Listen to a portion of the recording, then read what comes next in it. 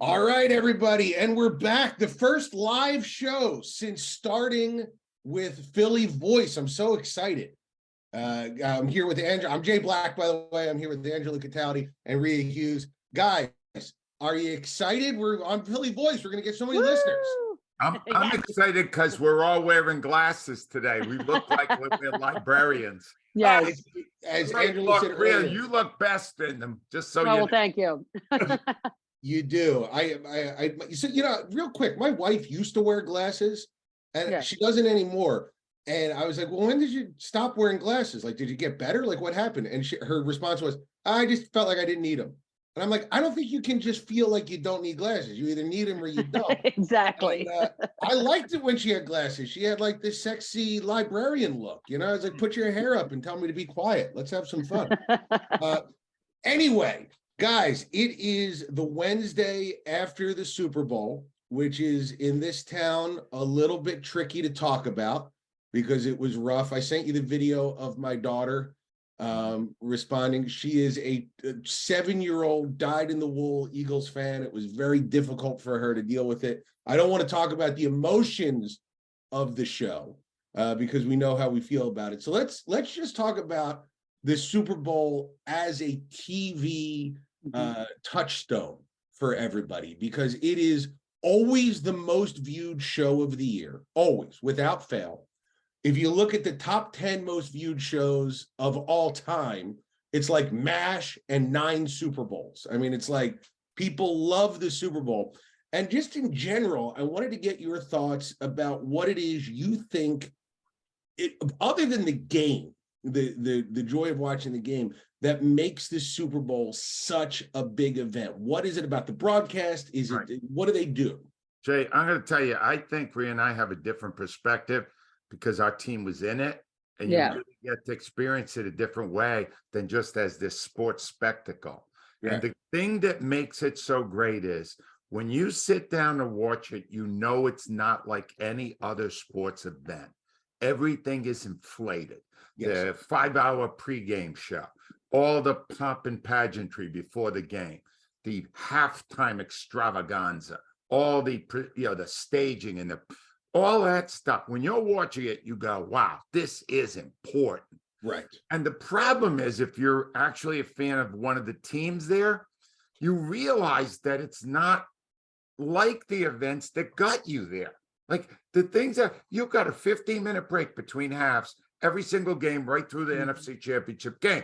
Now it's 43 minutes. Yeah. Now I got to watch Rihanna gesture do all this stuff. And it's good that it looks so great, but it's not great for the game itself. And that's the thing that frustrated me in watching the 57th one on Sunday. That's an interesting perspective. You know what, you talking about that, it reminds me a little bit of going out to dinner. You can go to a place that you really like and have a great dinner, or you can go to a place that costs like $1,000 and you get like 7 courses and they come out and describe the courses and it's supposed to be better. Yeah. But it's not the best meal you've ever had. It's a bigger experience, but not a good meal.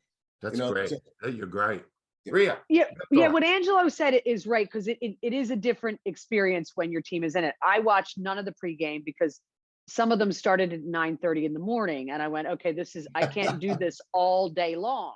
But what makes sports so great is it is the best reality TV show out there, except in this case, it's a reality show that's not scripted at all outside of the halftime. And, that's what makes it great. But, when you're looking at Angelo, the 43 minutes, that may have cost the Eagles the Super Bowl. And really the NFL has to figure something out about this bloated halftime show, because we all saw Patrick Mahomes get that ankle hit, and they had enough time in that 43 minutes to shoot it up, and he was ready to go in the halftime after half. Thank you again, Jonathan Gannon.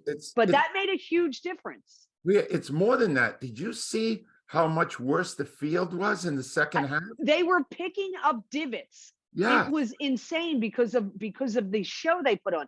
The show that they put on at halftime can never impede with the actual game. But we're looking at it again, Ange. We're looking at it through the lens of Eagles fans. Yes. I always, when the Eagles aren't in it, we look forward to the halftime show. Bruno Yeah. Mars, one of the greatest halftime shows I've ever seen. Tremendous.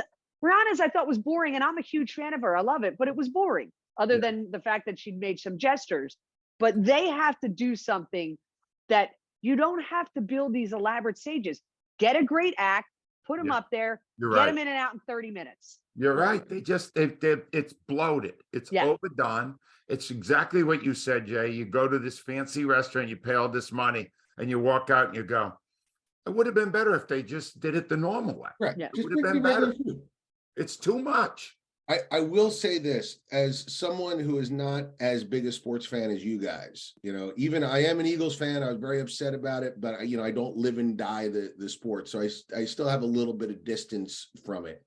I have a prediction to make about the Super Bowl. Here is my prediction. When the NFL finally talks the union into going to 18 games, because they will, It will. Yeah. they're going to combine President's Day and Oh, Super yes. You're Makes right. sense. You're right. It is. That's where they're going. Yeah. And it makes sense. They're only a week apart at this point. You throw in one more week of games. You're right. Everybody's money goes up if that happens. It just makes too much sense. And what I'll tell you is, I think that America in general loves secular holidays. We don't have a bunch of them. We have Thanksgiving, we have the 4th of July, basically. And then we try to take religious holidays and turn them secular, like Easter and Christmas. The Super Bowl is one of those secular holidays where everyone comes together. There's almost even the Stations of the Cross, where it's like, all right, pregame. Yeah. Yes. Who wins the coin toss? How long is the Well, Jay, the schools realized it because, and I know South Jersey started it first, but Clark's school went on a 2-hour delay. They actually said this makes more sense. Right. Everybody's going to be up late, including kids, because they're watching it. So they went to a 2-hour delay. So it makes sense. Just do it President's Day weekend. You're right on the religious thing too, because I said a novena before. It did not work. You No. didn't light a candle. You got to light a candle, Angelo, next time. He I was guess lighting I something, did. but it wasn't a candle. No, and I did not like the ending of that Super Bowl at all. I might feel differently if it went the other way. Yeah, Oh, no. thanks. Well, and let me switch over to the way I experienced the game, and I want to talk to you about your TV viewing habits. You guys probably watched from the comfort of your home. Yeah. As I told Angelo yesterday, and he could not believe it, I was flying to Wisconsin to do morning shows at a community college. That was 11:30 in the cafeteria, guys. You will take a check for anything, Jay, and that I respect it. I really do. Honestly, if you were a crazy rich person who wanted comedy for your fish, I will fly to your house and do comedy for your fish. I don't care. Just pay me. As I told Angelo, I'm a lot like Big Daddy was, except Oh, with God. discretion. No I'll one just was do like anything. him. Yeah. That's why we got along so well. Anyway, I was in an airport. I was flying through Charlotte to Milwaukee, and I just so happened that the majority of the game was in that airport. And I don't know who was flying or why, but it was an airport full of Kansas City fans. And every time something happened good for Kansas City, you could hear just like the applause through the halls of the Charlotte airport. It was brutal. And my question is, how did you watch the game? I didn't like it that way. I know some people go out. I would have preferred to be home with my family. Do you prefer to be in or out? And what is your go-to watching habits, Rhea? What do you do? I watch it at home. I've always watched it at home. What was great about this year was in 2017, I watched it with my son and my brother. My son was 8 at the time, and he is not really a huge sports fan. He also got sick in the second half with 103-degree fever, and that made Oh, it boy. difficult. This one, what was great was he watched the entire game. He was into it, loved it.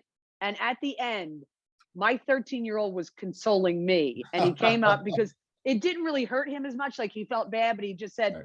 I feel bad they didn't win for you, which, Yeah. it was a nice moment and I loved it. But I watch every Super Bowl at home with my friend Mary was here this year, but I watch them with my son and my brother. That's Okay. ironic, Rhea, because I felt bad that they didn't win it for me. Yeah. But I will not, I now have the opportunity, since I'm retiring in a few days, that I can go to parties and stuff Yep. to see the Super Bowl. shoot me first. You are not going to a Yeah. party. I'm going to watch the most important game of the year, Yeah. listening to a neighbor tell me about his dietary habits. Yes. I am waging a war right now on small talk. All right. I have never seen the purpose of it, let alone when it's in the midst of an important sports event. Yes. I will always experience this game alone. My wife came this year and stayed home with me, although she had opportunities Yeah. because she thought it would be a special moment when the Eagles won. It was not. It was not. No. And I will now be in solitude with my pet, and that will be the side of it. But I got to say this, Jay, the video that you sent me of your daughter, and you even had a little snippet from 5 years ago when she was 2. Yeah. That was so beautiful. I want people need to see it because it captured, Rhea and I have been talking about this all week, how affected little kids were by that awful loss. Yeah. And your video captured that as well as anything I've ever seen on it. Where can people see it? So if you're watching this on YouTube, I'll put a link below. If you're listening to this on the podcast, just check your podcast player right now. There'll be a link in the podcast that you can go check it out. I'll put that in there so you can see little Penny, very innocent. And my family has a long strain of Eagles fandom. Everybody before the Super Bowl sent me a text like, your dad's watching from heaven. And I just know that there was cursing in heaven on Sunday night. Yes. I'm sure God was like, hey, can you keep it down? It's a little loud there, Bob. Because it was a rough one. But I prefer to watch it alone too. My Aunt Barbara, who's 80 years old, we always take her to every game event. Like we bring her to my brother-in-law, who has a nice big house where we do a party. And she goes to the basement by herself. I love that. Love and she goes, well, why? And she goes, I need to concentrate. I can't listen to you people talking. And it's like, you got to concentrate. If you're a fan, you got to concentrate. So I love it. I love it. Now, I want to move on to what is the most popular segment of the show. People love, I get more email about you, Rhea, than anything else. They're like, I love the British segment. It's always bringing me new shows. They always have suggestions for you. If you're new to the show from Philly Voice, every week, Rhea, who is the world's biggest British television fan, brings us a new show that she talks about. And it's always great because she'll go, this has 16 seasons. There's 12 episodes. I don't know how the math works out because the way they do it over there. What do you got for us this week, Rhea? Well, this is courtesy of Mark. Mark emailed you and told you about a show he wanted me to watch called Grantchester. It's on Prime. I had blown by this 1,000 times because I don't really like shows that are like back in the 1950s because I feel like it's not, it was before I was born. It's not something I can relate to. But when our listeners give a suggestion, I will at least watch an episode. Right. I absolutely love it. Wow. I am almost through the first season. 100% rating on Rotten Tomatoes by critics, 92% by audience. It's basically a vicar in a very small town. Now, a vicar is different from a priest in that a vicar can marry, and have relationships, with women. Just so people know, because there is some love story kind of stuff in that, and he's a really good looking guy. James Norton plays Sidney Chambers. He's a vicar in this small town and he stumbles kind of into a murder mystery and he brings it to your typical hard-boiled detective, Geordie Keating, played by Robson Green, he's what every hard-boiled detective, he's like pre-Columbo. That's how he's even got the coat. Their relationship is what makes the show. It's like a bromance, the way to do it. He's and they drink a lot. They are always at the pub, pounding pints, pounding scotch and whiskey. The housekeeper in it for the vicar, Mrs. McGuire, absolutely hysterical. I just love her. So it's just it's really good. It's your typical sleepy English town village. They like to call them villages, except for the murders, the rampant affairs, the homosexuality. I mean, we all have this image of 1950s that these people weren't getting it on all over the place. Oh, they were. They just were all dressed up and looked really. And some of the women in this, Angelo, the 1950s women in the dresses and the hats and the hair and how they're always perfect. Right. Oh, You'll love that. I love like when they spray the hair and it's like cemented in. Oh my God. Oh, that's No, hot. that was That's so more hot. like the 60s, the 50s. This is like post World War II, but Oh, it's phenomenal. I'm almost through. I have one more episode in season 1. It's on Prime. And I got 5 more episodes to go. wow. It's not normally my cup of tea because this is considered a cozy mystery where there's not tons of violence. It's so well acted. I mean, listen, I watch a lot of dark British shows. I mean, I'm guilty. Right. It's good. You prefer violence, man? That's Well, interesting. what I like about British shows is you don't see the violence because Oh. really they don't allow guns in England. What a concept. But it's, you don't see the violence. You know that somebody's been murdered and it's generally by poison or maybe a knife or something like that. But it's a terrific show. I wasn't expecting to like it. I was really pleasantly surprised. Now, I will say, everybody, our traffic, even with the first episode, has gone way up now that we're on Philly Voice. So we will, at least for now, if you email us, if you respond to the podcast, if you go to YouTube and leave a comment for us, we will do our best. But Rhea is only one person. So Yes. if you want to get a review and get it in now. And that doesn't go just for British shows. If there's other shows that you want us to watch, put it in there. We, at least for now, we will do our best to get everybody's request in, because it always helps to, we love TV. So if you give us a suggestion, we'll check it out. Rhea, what is your team? I guess your teen show, was it the Super Bowl? Like with Well, Rhea? no, he actually, no, he did watch it with me, and he just kind of watches it. I think he's more watching me. Like the next day I did apologize to him for my behavior. So I will point out I did do that. No, he went back and found a show. I said, what are you watching? I said, I found this show, Supergirl, which debuted in 2015. Yeah. Was on till 2021, because he's into the DC, the Marvel, all that kind of stuff. What pleased me was he was watching a show about a female superhero. Sure. So I really like that. And his ratings are very interesting. 8.3 out of 10 he gave it. Precise. That's pretty Yeah, good. he's Where's very it on there? precise. Where So is it? it's on Netflix. There's 6 seasons. He actually gave me the Rotten Tomato rating is 80%. It's basically Superman's cousin, somehow gets transported to Earth as a 12-year-old, kind of grows up with her foster sister and is fighting, crime, all the things that Superman did, but as a woman. And he just said he really enjoyed it. I saw one episode with him. She's very fresh-faced. Then all of a sudden she's, fighting crime, but it's very much about female power. And I think kind of a little bit ahead of time, the times we're in now where, we got to do, female power is huge. But 2015, I think when this came out, a lot of people kind of blew it off because they're like, I don't want to watch a female hero. Well, my 13-year-old son watched it. It could have helped that she's cute and he liked it, but he really enjoyed it. So I said he gave it very, very much a thumbs up.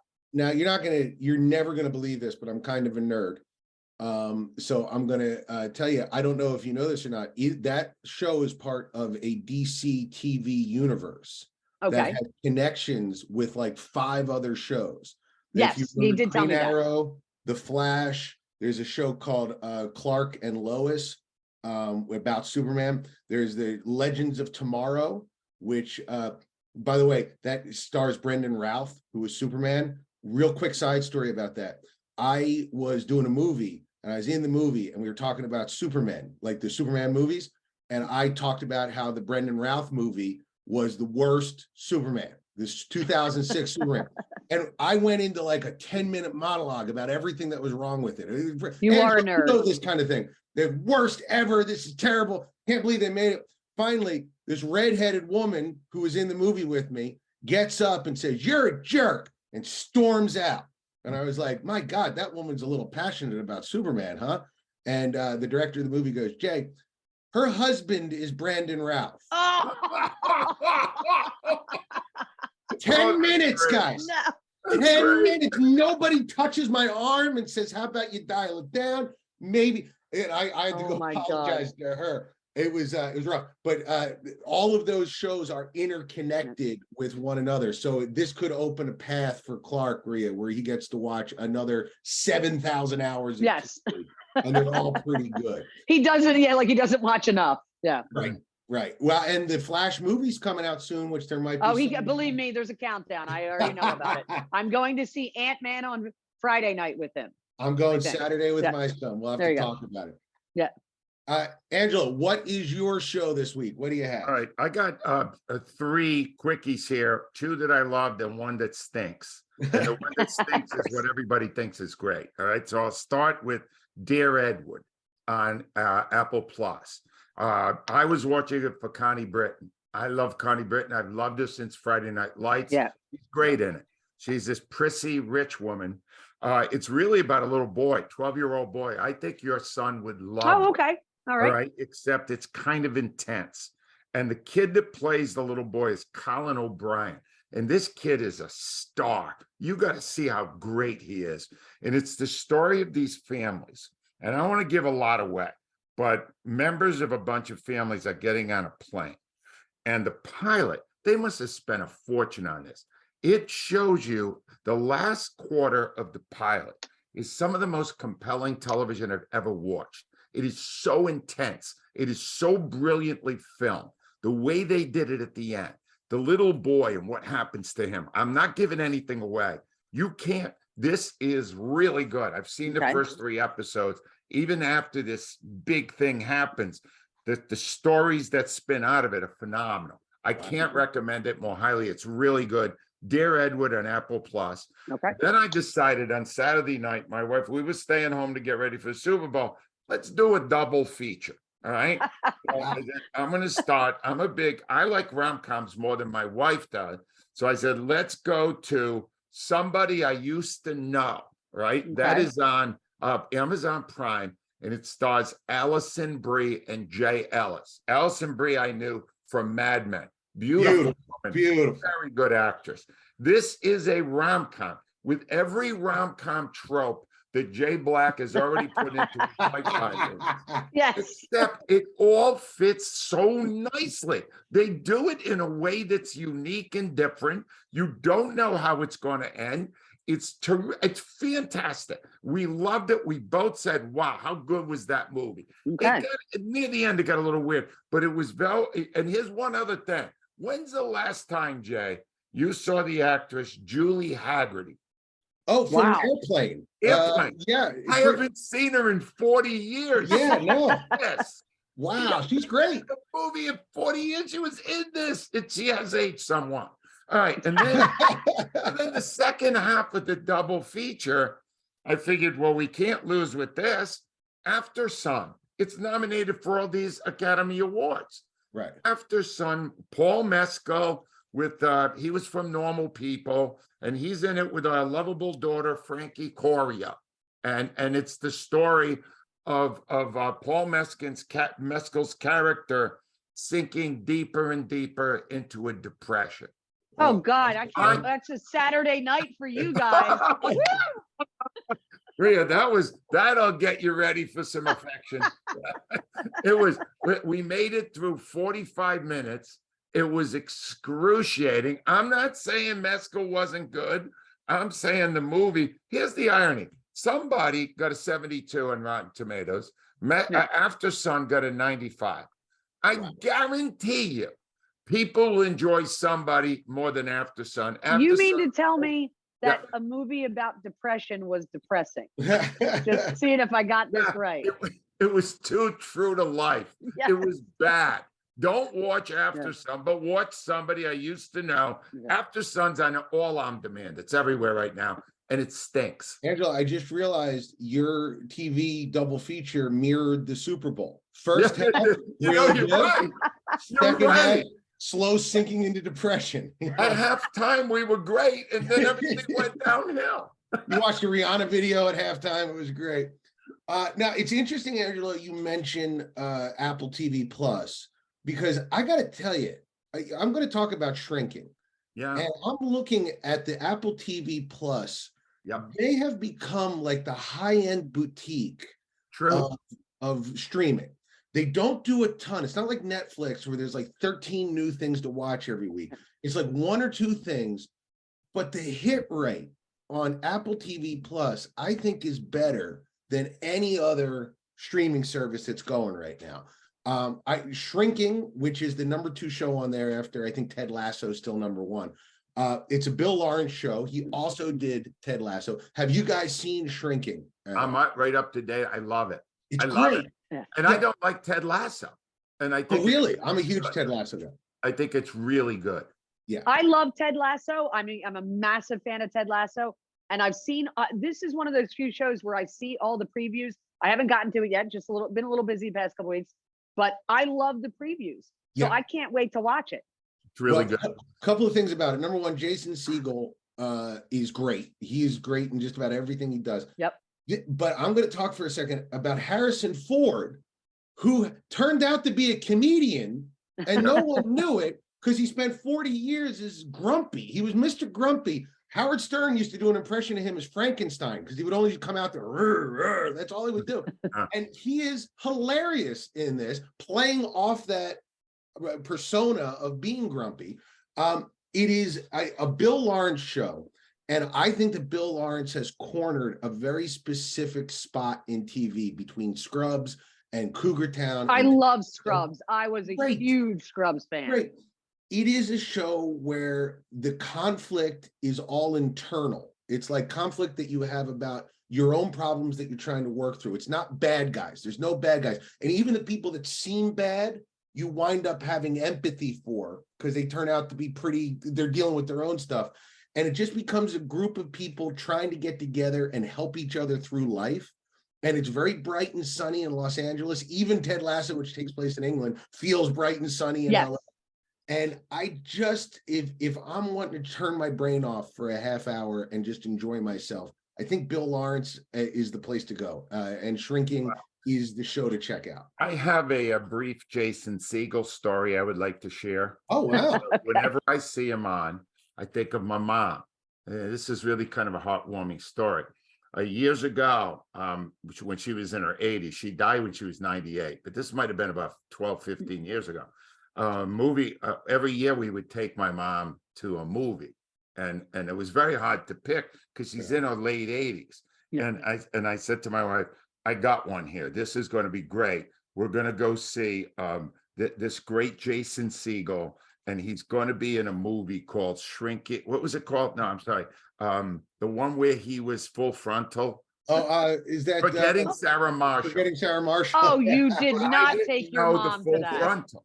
All right. Now you got to picture this. My wife is on one side, my 89-year-old mom's on the other, and I'm on the third side. And I had previously sent us to a movie that was bad for my mom. So I really had to nail this one. I don't know, 15 minutes in, Segel shows up all naked from the front. And my wife is looking at me. What the hell is wrong with you? And my mom is just under her breath. She's going, She can't believe I'm taking her to see a guy with his thing hanging out. And that, honestly, anytime I see Jason Segel now, first I see his thing, and then I see my mom's face. Yeah. Did she ever concentrate on the rest of the movie after that? No, no one did. At that point, I didn't know to leave or what to do. You don't expect that in a comedy. No. What's ironic now is every time you see the show Shrinking, you need to go see a shrink. Yeah. Real fast, you are caught up, right? Before we get out of here. Him on the trampoline in episode 4. Yeah. Bouncing up and down, giving his neighbor the finger. Oh, he's great. I was on a plane flying home, laughing hysterically. It's great. You got to check it out. And guys, Let me give you the rundown first. Yeah. Here's what we're nominating today is Worth of Your Time. Grantchester on Amazon Prime. Supergirl on Netflix. Somebody I used to know on Prime. Aftersun on demand. It stinks. And Dear Edward on Apple Plus and Shrinking on Apple Plus. Guys, thank you so much. We'll be back next week. If you're on phillyvoice.com, please don't forget to subscribe. If you're on YouTube, please leave a comment. It helps us. Likes, comments, even dislikes help us. Yes. Because it goes into the algorithm and lets people know. Tell us what you want us to watch. We'll watch it. We promise. Thank you, guys. Bye.